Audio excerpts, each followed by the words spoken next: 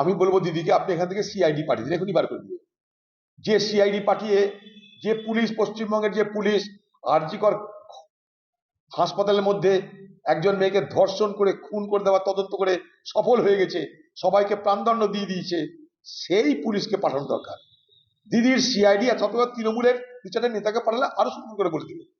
আমি চাইবো এই তদন্তটা হোক পুলিশ মন্ত্রী বাংলার মমতা ব্যানার্জির নেতৃত্বে সিআইডিরা তদন্ত করে বার করে দিবে। পশ্চিমবঙ্গের তৃণমূল তো এটাই করে, যখনই তাদের কোনো ব্যর্থতা হয়, যখনই তারা অন্যায় করেছে, অন্যায়কে, তাদের অপশাসনকে, তাদের দুর্নীতিকে ধামাচাপা দেওয়ার জন্য তারা এইভাবেই যখনই কেউ কিছু বলতে যাবে তার বিরুদ্ধে তাদের ব্যবস্থা নিতে আমরা দেখতে পাই। স্বৈরাচারী মুখ্যমন্ত্রী মমতা ব্যানার্জি, আপনার এই চেহারা, এই কুৎসিত মানসিকতা বাংলা মানুষ দেখছে, পাচ্ছে।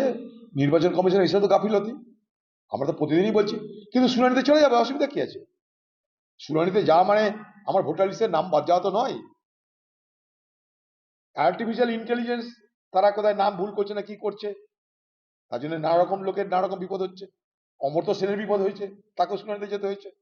নির্বাচন কমিশন ত্রুটি এগুলো আমরা প্রতিদিন বলছি, কিন্তু তার মানে এটা নয় যে শুনানিতে যাওয়া মানে আমার ভোটার লিস্ট থেকে নাম পুড়ে গেল, তা কিন্তু নয়।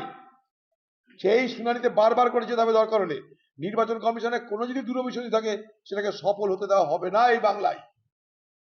তার এখন সময় হয়েছে দিল্লিতে গিয়ে মুচ্ছুদ্দি করার।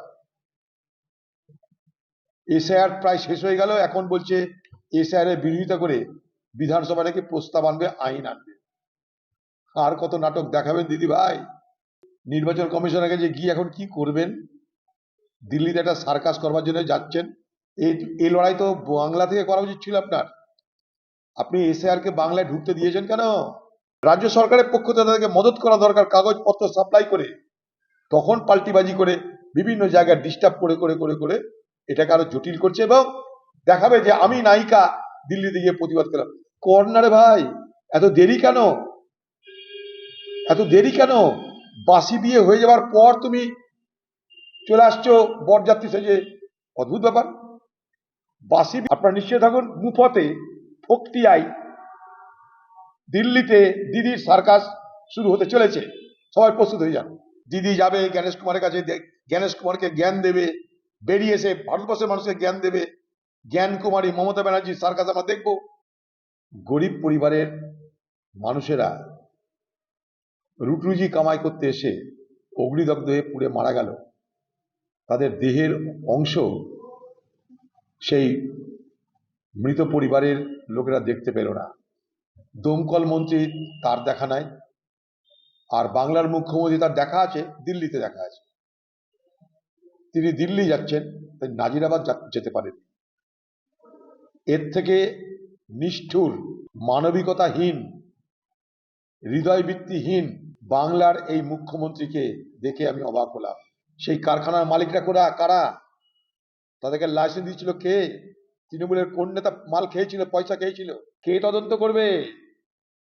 হ্যাঁ, বাংলার মানুষ আগামী দিনে সাধারণ মানুষের প্রতি এই মুখ্যমন্ত্রীর এই নিষ্ঠুর অমানবিক আচরণের জবাব নিশ্চয় আপনারা দেবেন, না হলে এই বাংলা বাঁচবে না।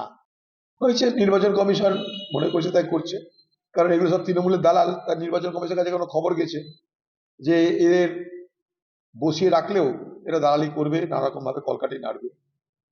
এদের পদে না থাকলেও এ বাংলায় সেই পদ এবং সেই ক্ষমতা তারা ভোগ করবে এবং তার বাস্তবায়নও করবে।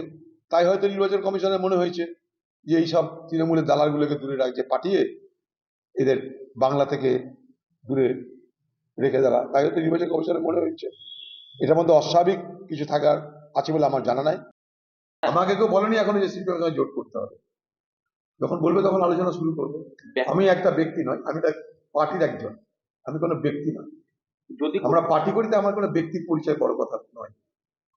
যদি দিয়ে উত্তর হয় না, হাইপোথেটিক্যাল কোশ্চেনে কোনো জবাব হয় না। আমার পার্টি যখন সিদ্ধান্ত নেবে তখন আপনারা আমাদের দেখতে বলুন। এর আগেও তো আমরা করেছি, জোট করিনি তা না, দরকার আবার করবো যখন পার্টি বলবে। যদি এটা হয় তখন কি করবেন? যদি তাদের মাথায় চুল না থাকে, আমরা কি সব চুল নাড়া করতে আরম্ভ করবেন, কি করবো? ওরা যদি বলে সব চুল নেড়া করে দিতে, তাহলে আমরা সব চুল নেড়া করতে লেগে যাই। এমনি চুল নাই, কি করবো? আর সঙ্গে জোট করবে, আমি আর কি করবো? সেলিম হালিম ডালিম করবে, আমি কি করবো? করছে এখন সেলিম ভাই হচ্ছে ওখানকার সেক্রেটারি, কি করবে? মানে জোটের বিষয়ে কথা হয়েছে, হুমায়ুন বলছে যে হয়ে গেছে, এরকম কোনো কথা যায় না কি হয়েছে জোটের ব্যাপারে, আমি এসব আন্দাজে কি করে বলবো বলুন? নতুন একটা দল সে আবার জোট করতে চাইছে। সে করলে করবে। বলছে এই